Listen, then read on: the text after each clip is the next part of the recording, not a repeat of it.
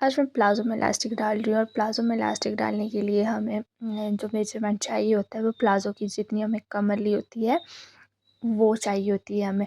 तो जितनी प्लाज़ो की कमर होगी हम उसमें से 4 इंच माइनस करके इलास्टिक काट लेंगे। इलास्टिक को काटने के बाद इसमें एक जॉइंट लगा लेंगे। जॉइंट लगाने के बाद हम इसे प्लाज़ो के साथ अटैच करेंगे और प्लाज़ो के साथ इसे हम कई तरीक़ों से अटैच कर सकते हैं।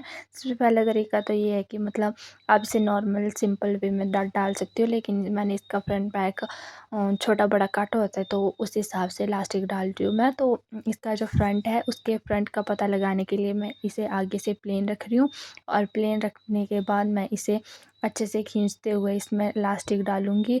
और यही हमें लास्ट तक करना होता है क्योंकि इसका जो कपड़ा है उसे हमें एडजस्ट करना होता है और कपड़ा एडजस्ट करने के लिए हमें इलास्टिक को खींच के डालना होता है।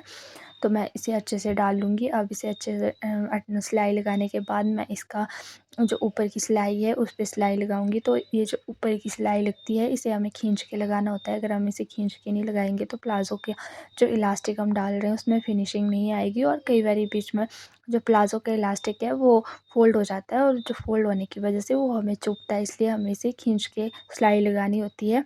इससे फिनिशिंग भी अच्छी आती है और प्लाज़ो का इलास्टिक भी अच्छे से डलता है।